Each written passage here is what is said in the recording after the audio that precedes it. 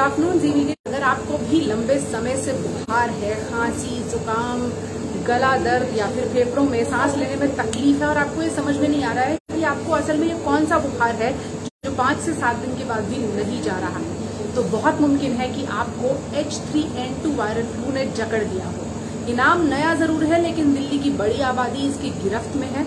कैसे इसको पकड़ सकते हैं, कैसे इसको पहचान सकते हैं, कैसे इसका टेस्ट होता है, ये समझाने के लिए हम एक मॉलिक्यूलर लैब में आए हैं और यहाँ हम आपको दिखाते हैं कि ये जो सैंपल है ये कुछ उसी तरह से जा रहा है जैसे कि कोरोना वायरस के सैंपल की जांच के लिए सैंपल जाता था। यहाँ से ये सैंपल एक बायोहजार्ड बॉक्स में पहुंचा है और दूसरी तरफ वो लैब है जहां पर उसकी जांच की जाएगी।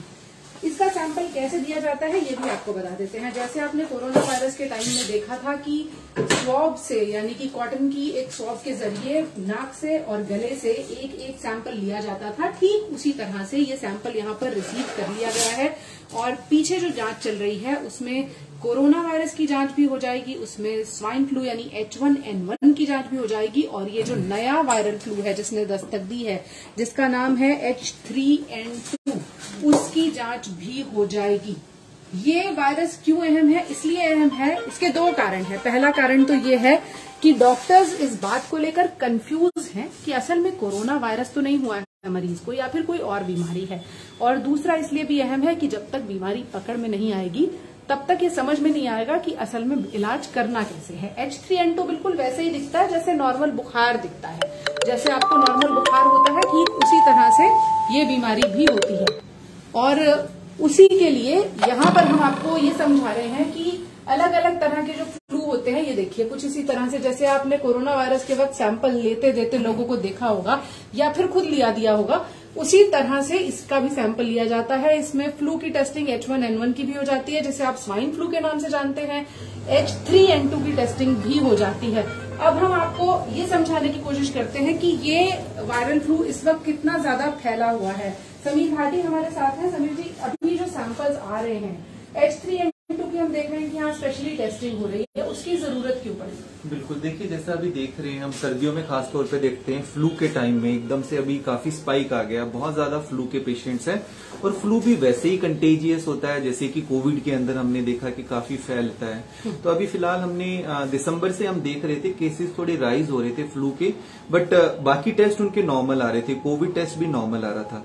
उसके बाद फिर क्योंकि ज्यादातर सर्दियों के अंदर स्वाइन फ्लू भी H1N1 भी काफी कोविड से पहले काफी ज्यादा फैला हुआ रहता था हमेशा, तो डॉक्टर्स को लगा कि अभी शायद स्वाइन फ्लू हो, तो स्वाइन फ्लू के लिए भी जब टेस्ट कराया गया तो स्वाइन फ्लू भी उनका नेगेटिव आ रहा।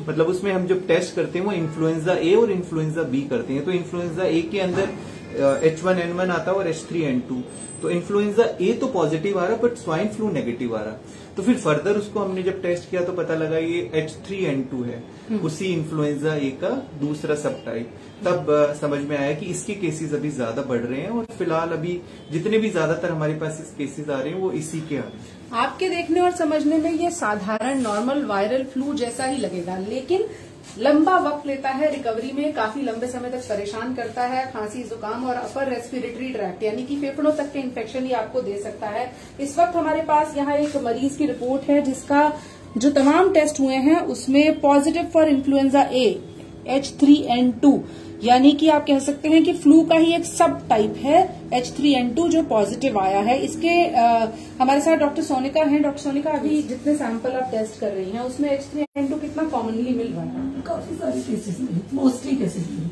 क्यों इसको इस वक्त इतनी इम्पोर्टेंस दी जा रही है कि इसको भी पहचानना जरूरी है? क्योंकि इसके सिम्टम्स भी कोविड की तरह ही हैं, उसी से मिलते जुलते हैं और ये सीरियस भी हो सकता है, स्पेशली इन इम्यूनोकॉम्प्रोमाइज्ड पेशेंट। इसीलिए इसे टाइमली डायग्नोज करना इम्पोर्टेंट है। टाइमली डायग्नोज करना इम्पोर्टेंट है। तो बहुत बार डॉक्टर्स कंफ्यूज हो रहे हैं कि कहीं मरीज को फिर से कोविड का इन्फेक्शन तो नहीं हो गया है, लेकिन जब टेस्ट हो रहा है तो पता चल रहा है कि इसका इन्फेक्शन असल में H3N2 इन्फ्लुएंजा के ही एक और सब टाइप का इन्फेक्शन है। इलाज बहुत साधारण है, जैसे कि कोरोना में रहा था कि बुखार होने पर पैरासिटामोल लेना, रेस्ट करना और फ्लूइड लेकर खुद को हाइड्रेट रखना।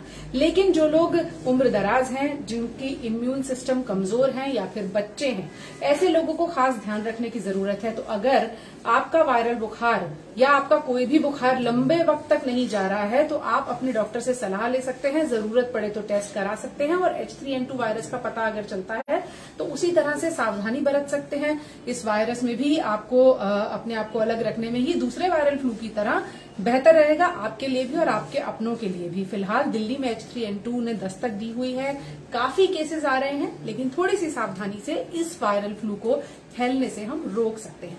फिलहाल जी मीडिया के फेसबुक लाइव में हमारे साथ जुड़ने के लिए आपका बहुत बहुत शुक्रिया। नमस्कार।